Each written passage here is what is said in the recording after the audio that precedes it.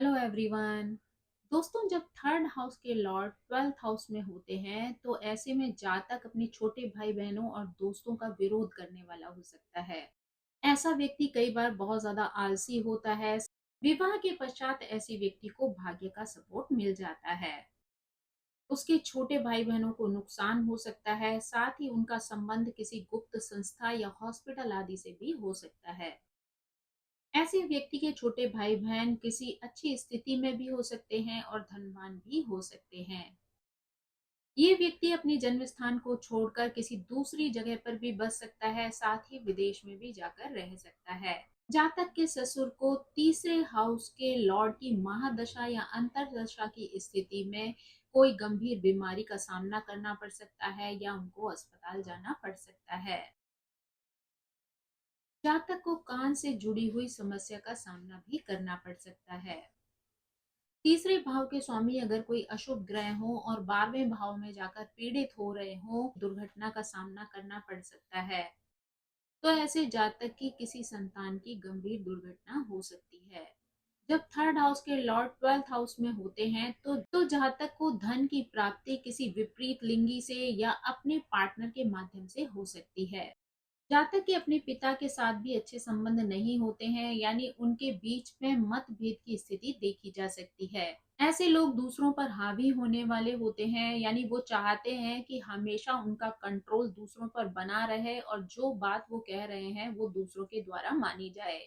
ऐसे लोग कई बार विद्रोही स्वभाव के भी होते हैं, यानी वो छोटी छोटी बातों को बहुत ज्यादा बड़ा बना देते हैं, लड़ाई झगड़े की स्थिति पैदा कर सकते हैं। इस स्थिति वाले लोगों को ये ध्यान रखना चाहिए कि वो अपने आप को किसी गलत कार्य में यानी पाप युक्त कार्यों में ना लगने दें, कि अगर वो किसी पाप कार्यों में संलग्न हो जाएंगे तो उसके बहुत ज्यादा खराब परिणाम उनको देखने को मिल सकते हैं। इसलिए उन्हें ऐसी स्थितियों से अपने आप को बचाना चाहिए। ऐसा व्यक्ति अपने छोटे भाई बहनों को लेकर भी चिंतित रह सकता है, यानी कोई ना कोई ऐसी परिस्थितियां कई बार बनी रहती हैं जिसकी वजह से इस व्यक्ति को अपने छोटे भाई बहनों की चिंता लगी रहती है। ऐसे लोग अच्छे कवि बन सकते हैं, फैंटेसी लेखक बन सकते हैं, फिक्शन लेखक बन सकते हैं, संगीतकार बन सकते हैं, साथ ही वो एक अच्छे कलाकार भी हो सकते हैं। या फिर वो किसी ऐसे कार्य से जुड़े रह सकते हैं जिसमें उन्हें अकेला रहना हो, जैसे कि वो लाइब्रेरी में कार्य कर सकते हैं, किसी लैब में साइंटिस्ट के रूप में भी कार्य कर सकते हैं, अस्पताल में भी कार्य कर सकते हैं। यानी जहां पर उनको जो भी सफलता मिले वो उनकी अपनी ही स्थितियों की वजह से मिलेगी। ऐसे लोगों का कार्य गुप्त जानकारियों से जुड़ा हुआ भी हो सकता है।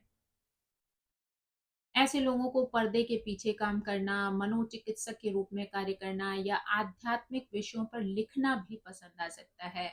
इस स्थिति के अनुसार देखा जा सकता है कि इस व्यक्ति की मेहनत संवाद कौशल विदेश एकांत स्थान या बड़ी बड़ी कंपनियों में लग सकती है। ये स्थिति एक ऐसे व्यक्ति को दर्शाती है जो खिलाड़ी होकर विदेशों में खेलने के लिए जा सकता है। ये स्थिति ये भी दिखाती है कि ऐसे लोगों को पर्दे के पीछे रहकर कार्य करना पसंद आता है। ऐसे लोगों को अकेला रहना भी पसंद होता है, वो एक अपनी निजी दुनिया भी बना लेते हैं, यानी उनको अपने ही दायरे में रहकर कार्य करना पसंद होता है। किसी का इंटरफियरेंस, किसी का दखल उनको समझ में नहीं आता है। ये स्थिति ये संकेत भी देती है कि इनके छोटे भाई बहन भी विदेश में जाकर बस सकते हैं, साथ ही वो विदेश की कंपनियों के साथ भी कार्य कर सकते हैं। लेकिन ये सभी स्थितियां अलग अलग चार्ट में अलग अलग रूप में देखने को मिल सकती हैं, क्योंकि ये परिणाम जो है वो ग्रहों की दृष्टि, ग्रहों की युति या उनकी वक्री अस्त होने की जो अवस्था है उन सारी स्थितियों पर भी निर्भर करते हैं। तो इसीलिए अलग अलग चार्ट में अलग अलग स्थितियां देखने को मिल सकती हैं। तो किसी विशेष परिणाम की जानकारी करनी हो तो पूरे चार्ट का विश्लेषण करना आवश्यक हो जाता है। अब अगर ग्रहों के अनुसार इसे समझने का प्रयास करें तो ये स्थिति हमें और भी क्लियर हो जाती है। अब अगर हम सूर्य ग्रह के अनुसार जानने का प्रयास करें तो यहाँ पर मिथुन लग्न की कुंडली होती है। मिथुन लग्न की कुंडली में सूर्य थर्ड हाउस के लॉर्ड बनते हैं, क्योंकि यहाँ पर सिंह राशि होती है। साथ ही ट्वेल्थ हाउस में वृषभ राशि में बैठते हैं। ये स्थिति निश्चित रूप से ये दर्शाती है कि व्यक्ति विदेशों में या फिर किसी एमएनसी कंपनी में अथॉरिटी वाले पद पर कार्य कर सकता है। वहीं से वो धन की प्राप्ति भी करता है। ये स्थिति ये भी दिखाती है कि व्यक्ति सरकार से जुड़े हुए कार्यों में सरकारी पद पर हो सकता है या विदेश में जाकर भी सरकारी दफ्तरों में कार्य कर सकता है, यानी सरकार से जुड़े हुए कार्य के लिए वो विदेश जा सकता है। यानी कि अगर सिंपल वे में कहें तो विदेश में भी सरकारी नौकरी प्राप्त कर सकता है। यानी ऐसे लोग दूतावास में काम कर सकते हैं, विदेशों में राजनयिक या राजदूत के रूप में भी कार्य कर सकते हैं। ऐसे लोगों के कई बार पिता भी विदेश में कार्य करने वाले हो सकते हैं। सूर्य जन्म कुंडली में करियर की स्थिति को भी दर्शाता है। इसलिए यहाँ पर कहा जा सकता है कि व्यक्ति ज्यादातर सरकार से जुड़े हुए पदों पर कार्य कर सकता है, चाहे वो अपने देश में रहकर विदेश के दूतावासों से जुड़े हुए रहें या फिर विदेश में जाकर ही किसी सरकारी संस्था में कार्य करें। या ऐसा व्यक्ति 12वें भाव से संबंधित कार्यों में भी संलग्न हो सकता है, यानी 12वें हाउस से संबंधित क्षेत्रों को भी अपना करियर बना सकता है। पिता में भी 12वें भाव से संबंधित गुणों को देखा जा सकता है, यानी ऐसे व्यक्ति का जो विश्वास है वो आध्यात्म से जुड़ा हुआ भी हो सकता है। और पिता भी 12वें भाव से रिलेटेड क्षेत्रों को अपना करियर बना सकते हैं। कई बार ये भी देखा जाता है कि पिता को किसी तरीके का एडिक्शन भी हो सकता है। अब अगर यहाँ पर चंद्रमा की बात की जाए तो यहाँ पर वृषभ लग्न की कुंडली होती है और चंद्रमा थर्ड हाउस के लॉर्ड बनते हैं, क्योंकि यहाँ पर कर्क राशि होती है और वो 12वें भाव में मेष राशि में बैठते हैं। ये स्थिति ये दर्शाती है कि माता का संबंध विदेश से हो सकता है, वो विदेश में नौकरी करने वाली हो सकती हैं या विदेश में जाकर बस सकती हैं। जातक का मन यहाँ पर बहुत ज्यादा कल्पनाशील होता है और कई बार वो अपने सपनों की दुनिया में ही खोया रहता है। साथ ही ऐसा व्यक्ति एक्शन ओरिएंटेड भी हो सकता है, यानी जो कुछ भी कल्पनाओं में देखता है सोचता है उसको वो एक मूर्त रूप भी प्रदान कर सकता है। यानी कि जिन चीजों की भी वो कल्पना करता है उनको पूरा करने के लिए वो पूरे एफर्ट्स भी डालता है। यहाँ पर यह भी देखा जाता है कि ऐसा व्यक्ति अस्पतालों में नर्सिंग स्टाफ के रूप में भी कार्य कर सकता है, यानी ऐसे लोगों के अंदर चंद्रमा की वजह से पोषण करने की, दूसरों की सेवा करने की क्षमता भी देखी जाती है। तो ऐसे लोग इस तरीके के विभागों से जुड़कर भी कार्य करते हैं जहां पर वो दूसरों की सेवा कर सकें, दूसरों के काम आ सकें। कई बार ऐसे लोगों की स्थिति विदेश में बसने वाली भी देखी जा सकती है, यानी ये लोग बहुत ज्यादा भावनात्मक रूप से अपनी चीजों से जुड़े हुए नहीं होते। इस वजह से विदेश में जाकर बसना इनके लिए आसान हो जाता है। 12वें भाव या मीन राशि जैसी ऊर्जा कई बार इनके माता के स्वास्थ्य को खराब रख सकती है। माता को हॉस्पिटल के चक्कर लगाने पड़ सकते हैं या कई बार इनकी माता से दूरियां भी बन सकती हैं। या माता का स्वभाव ऐसा हो सकता है जिसकी वजह से वो इनसे अलग थलग हो सकती हैं। अब अगर मंगल ग्रह की बात की जाए तो मंगल अपनी दो राशियों के कारण थर्ड हाउस के स्वामी बनकर 12th हाउस में बैठते हैं, जिसमें अगर हम सबसे पहले कन्या लग्न की बात करें तो कन्या लग्न में मंगल तीसरे और 8वें भाव के स्वामी होकर 12वें भाव में सिंह राशि में बैठते हैं। क्योंकि यहाँ पर मंगल का संबंध सिंह राशि से हो रहा है तो ऐसे में ऐसा व्यक्ति बहुत ज्यादा ऊर्जावान होता है, बहुत ज्यादा एक्टिव रहने वाला होता है। इसलिए अपने कार्य को पूरा करने के लिए, अपने लक्ष्य तक पहुंचने के लिए जबरदस्त ऊर्जा का प्रयोग करता है, हमेशा बहुत ज्यादा जोश में रहने वाला होता है। यानी ऐसा व्यक्ति बहुत ज्यादा एक्शन ओरिएंटेड होता है तो फटाफट किसी भी चीज का निर्णय लेकर अपने क्षेत्र में अपने लक्ष्य की ओर आगे बढ़ जाता है।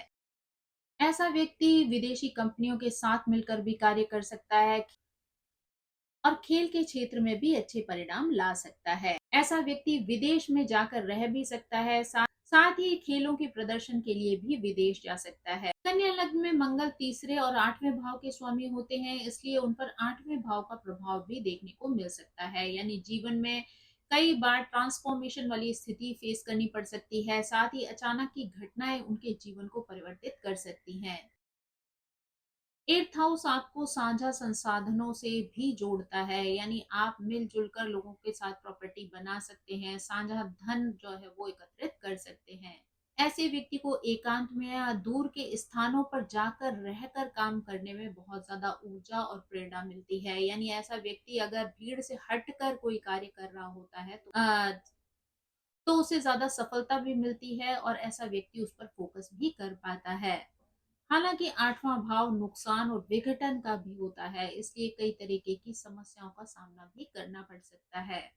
अब अगर यहाँ पर कुंभ लग्न की बात की जाए तो मंगल तीसरे और 10वें भाव के स्वामी होकर 12वें भाव में मकर राशि में बैठते हैं। यहाँ पर वो उच्च के हो जाते हैं।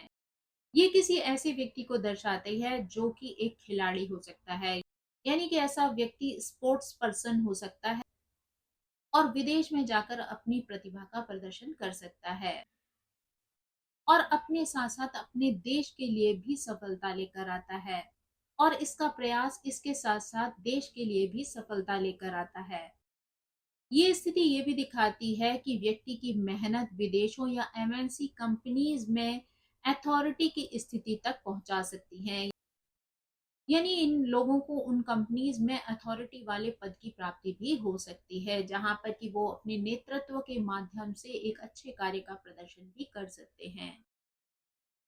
ये स्थिति ये भी दिखा सकती है कि इनके साथ साथ इनके छोटे भाई बहन भी विदेशों में जाकर बस सकते हैं और एमएनसीज में काम कर सकते हैं। यहाँ पर मंगल उच्च का होने की वजह से व्यक्ति को कुछ शानदार परिणाम भी दे सकता है। कुंभ लग्न के लोगों के लिए मंगल तीसरे और 10वें भाव का स्वामी बनता है। 10वां भाव व्यक्ति के करियर को, उपलब्धियों को और प्रतिष्ठा को दर्शाता है। तो यहाँ पर व्यक्ति की छवि मेहनती और एक अधिकार प्राप्त करने वाले व्यक्ति के रूप में बन सकती है। यहाँ पर भी देखा जाता है कि इस व्यक्ति को किसी दूरस्थ स्थान पर जाकर एकांतवास में रहते हुए कार्य करने में प्रेरणा और ऊर्जा प्राप्त होती है। यानी ऐसा व्यक्ति अकेले में रहकर अपने कार्य पर फोकस करता है और उसे एक अच्छी स्थिति तक पहुंचाता है। उसकी ये स्थिति उसके कार्यों को सफल बनाती है, जिससे उसे लाभ की प्राप्ति हो सकती है। अब अगर बुध ग्रह के बारे में बात करें तो यहाँ पर बुध ग्रह भी अपनी दो राशियों के माध्यम से थर्ड हाउस के लॉर्ड होकर 12th हाउस में पहुंचते हैं, जिसमें सबसे पहले हम मेष राशि को देख सकते हैं। मेष राशि में बुध तीसरे और छठे भाव के स्वामी होते हैं और 12वें भाव में मीन राशि में बैठते हैं। यहाँ पर वो नीच के हो जाते हैं। यहाँ पर वो व्यक्ति को बहुत ज्यादा कल्पनाशील बना देते हैं। ऐसे लोग कई बार दुनिया में एक बेहतरीन लेखक के रूप में सामने आ सकते हैं। ऐसे लोग फिक्शन और फैंटेसी में लिखना पसंद करते हैं। ऐसे लोगों को पर्दे के पीछे रहकर काम करना बहुत ज्यादा पसंद आता है। यानी ऐसे लोग अपनी कल्पनाओं की दुनिया में अकेले रहकर कार्य करना पसंद करते हैं। ये स्थिति ये भी दिखाती है कि ऐसे लोग विदेशों में जाकर कार्य करते हैं या कई बार विदेशी लोगों के साथ इनका संबंध होता है, उसके माध्यम से भी ये किसी न किसी कार्य व्यवसाय में संलग्न रहते हैं। यानी कि विदेशी लोगों के साथ कम्युनिकेशन करके ये किसी कार्य को करने में सफल होते हैं। क्योंकि मेष लग्न वाले लोगों के लिए बुध छठे भाव का स्वामी भी है, जो आपके काम और कर्तव्यों को बताता है। इसलिए अगर ऐसे लोग किसी नौकरी आदि से भी जुड़ जाते हैं तो वो भी उनके जीवन में सफलता लेकर आती है। यानी यहाँ पर अगर वो बुध से संबंधित किसी नौकरी में लगे हुए होते हैं जहाँ पर कम्युनिकेशन की बहुत ज्यादा आवश्यकता होती है, तो वहां पर इनको अच्छी सफलता मिल सकती है। ये बुध व्यक्ति को कलाकार भी बना देता है, संगीतकार भी बना देता है, साथ ही एकांत में कार्य करने के लिए ये बहुत अच्छा होता है। यहाँ पर ये स्थिति बताती है कि व्यक्ति अगर यहाँ पर अपना कोई व्यवसाय करता है तो वहां पर उसको हानि होती है, क्योंकि यहाँ पर उसका कनेक्शन 12th हाउस से भी बन रहा है। तो इसलिए अगर ऐसे में वो व्यवसाय करता है तो उसको हानि का सामना करना पड़ सकता है। लेकिन अगर वो नौकरी करता है, किसी के अंडर में काम करता है, तो वो उसे एक अच्छी सफलता दिला सकती है। अब अगर कर्क लग्न की बात की जाए तो यहाँ पर बुध तीसरे और 12वें भाव के स्वामी होते हैं। साथ ही 12वें भाव में मिथुन राशि में बैठते हैं। ये स्थिति ये दर्शाती है कि व्यक्ति विदेशों के साथ अच्छा व्यापार कर सकता है। इंपोर्ट एक्सपोर्ट जैसे कार्यों में भी इसको सफलता मिल सकती है। ये स्थिति ये दिखाती है कि व्यक्ति एमएनसीज में अकाउंटिंग और ऑडिट के क्षेत्रों में कार्य करके अच्छी सफलता प्राप्त कर सकता है। ये स्थिति व्यक्ति के लेखन कार्यों को भी दर्शाती है, साथ ही छोटे भाई बहनों के विदेश में बस जाने को भी दिखाती है। यहाँ पर बुध अपनी राशि में अच्छे परिणाम देता है।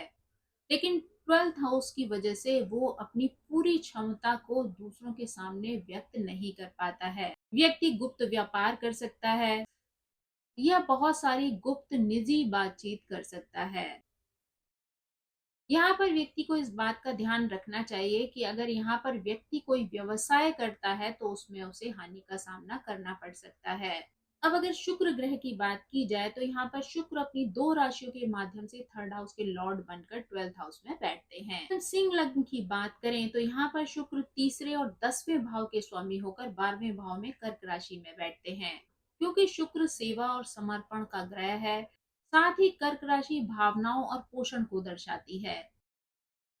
इसलिए ये स्थिति मेडिकल के क्षेत्र में कार्य करने वालों को, साथ ही लोगों की सेवा करने वालों की मजबूत स्थिति को दर्शाती है। यहाँ पर शुक्र की स्थितियों की वजह से जातक की पत्नी का संबंध किसी न किसी तरीके से विदेश के साथ हो सकता है, यानी या तो वो विदेशी हो सकती है, विदेश में कार्य करने वाली हो सकती है, या विदेश के साथ उसका किसी न किसी प्रकार का संबंध हो सकता है। ऐसे लोग किसी क्रिएटिव करियर में भी जा सकते हैं। अगर वो एक्टिंग के क्षेत्र में जाते हैं तो वहां पर भी वो भावनात्मक रोल्स निभाते हैं।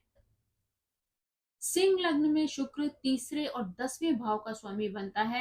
10वां भाव आपके करियर, प्रतिष्ठा और उपलब्धियों को बताता है। तो इसलिए देखा जाए तो यहाँ पर व्यक्ति को अपने करियर में नुकसान या विघटन हो सकता है। व्यक्ति को अपना करियर और उपलब्धियां विदेशों से या दूरस्थ स्थानों से प्राप्त हो सकती हैं।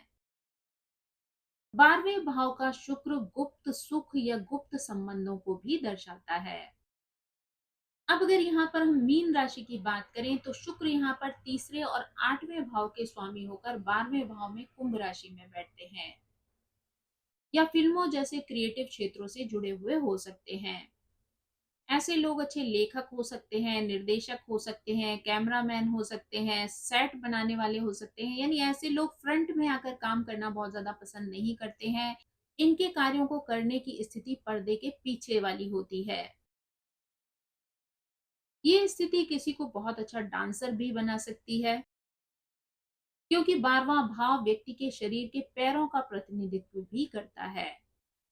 यानी कि ऐसे लोग जब क्रिएटिव क्षेत्र में तरक्की प्राप्त करते हैं तो ज्यादातर पर्दे के पीछे रहते हुए करते हैं, या फिर अगर वो डांसर बनते हैं तो उनको उसमें अच्छी सफलता मिल सकती है। शुक्र यहाँ पर तीसरे और 8वें भाव के स्वामी हैं, तो 8वां भाव व्यक्ति को परिवर्तन दर्शाता है, साथ ही जीवन में होने वाली अचानक की घटनाओं के बारे में बताता है, या संयुक्त संसाधन या धन से जुड़ा हुआ होता है। 8वें भाव से जुड़े हुए क्षेत्रों में भी व्यक्ति को नुकसान या विघटन हो सकता है। 12वें भाव में शुक्र गुप्त संबंधों को या गुप्त सुख को भी दर्शाता है। अब अगर हम गुरु ग्रह की बात करें तो गुरु ग्रह भी दो राशियों के माध्यम से थर्ड हाउस के लॉर्ड होकर 12th हाउस में जाते हैं। अब अगर हम सबसे पहले तुला लग्न की बात करें तो गुरु यहाँ पर तीसरे और छठे भाव के स्वामी बनते हैं और 12वें भाव में कन्या राशि में बैठते हैं।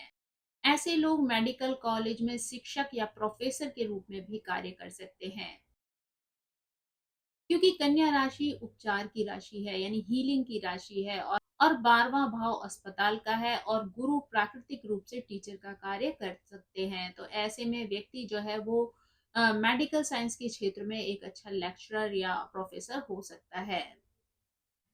अगर वो एमएनसी में काम करते हैं तो यहाँ पर वो फाइनेंस या अकाउंट्स के क्षेत्र से जुड़े हुए हो सकते हैं, उसमें उन्हें अच्छी सफलता मिल सकती है, क्योंकि यहाँ पर उन्हें हर संख्या को रखने के लिए बहुत ज्यादा फोकस की जरूरत होती है, यानी उन्हें यहाँ हर चीज की जांच गहराई के साथ करनी होती है। तुला लग्न के लिए गुरु तीसरे और छठे भाव के स्वामी होते हैं, और छठा भाव आपके काम और कर्तव्य से जुड़ा हुआ होता है। इसलिए इस स्थिति में अगर व्यक्ति नौकरी करता है तो उसे अधिक लाभ की प्राप्ति हो सकती है। अगर वो 12वें भाव से जुड़े हुए विषयों पर पढ़ाता है तो उसे अच्छी सफलता मिलती है, या वो विदेश में शिक्षक बनकर भी जा सकता है। अब अगर मकर लग्न की बात की जाए तो मकर लग्न में गुरु तीसरे और 12वें भाव का स्वामी होता है और 12वें भाव में धनु राशि में बैठता है।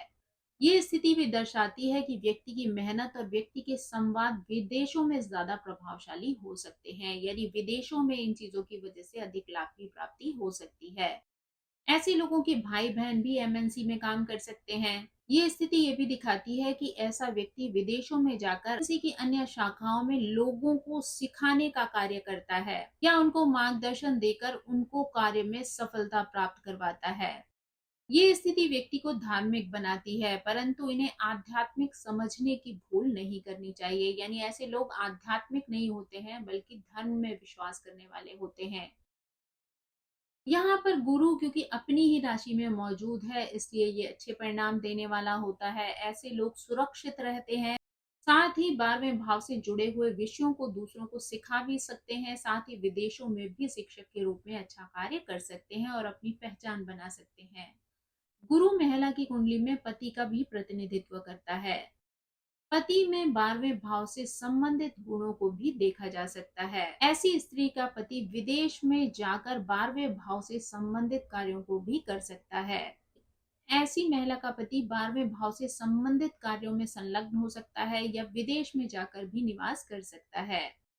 अब अगर शनि ग्रह के बारे में बात की जाए तो शनि ग्रह भी दो राशियों के माध्यम से थर्ड हाउस के लॉर्ड बनते हैं और 12वें भाव में बैठते हैं। यानी वृश्चिक और धनु लग्न में शनि थर्ड हाउस के लॉर्ड बनते हैं और 12वें भाव में बैठते हैं। ये स्थिति ये दिखाती है कि व्यक्ति को विदेश जाने के लिए बड़ी कठिनाई का अनुभव करना पड़ता है, यानी बहुत सारे एफर्ट डालने पड़ते हैं, उसके बाद ही वो अपने लक्ष्य की प्राप्ति कर पाता है। लेकिन यहाँ पर व्यक्ति के लिए विदेश जाना जितना कठिन होता है, उतना ही विदेश से आना भी कठिन होता है। यानी उसको विदेश जाने के लिए भी बहुत सारे एफर्ट्स डालने पड़ते हैं और विदेश से लौटने के लिए भी कड़ी कठिनाइयों का सामना करना पड़ सकता है। क्योंकि शनि जो भी करता है वो बहुत लंबे समय के लिए करता है और धीरे धीरे ही हर चीज का परिणाम देता है। यहाँ पर इस बात की भी संभावना होती है कि व्यक्ति विदेश में ही किसी काम में इतना उलझ जाए कि लंबे समय तक वहां पर ही रह जाए। 12वां भाव खर्चों का और हानि का भी है, इसलिए उसके खर्चे कई बार जरूरत से ज्यादा हो सकते हैं।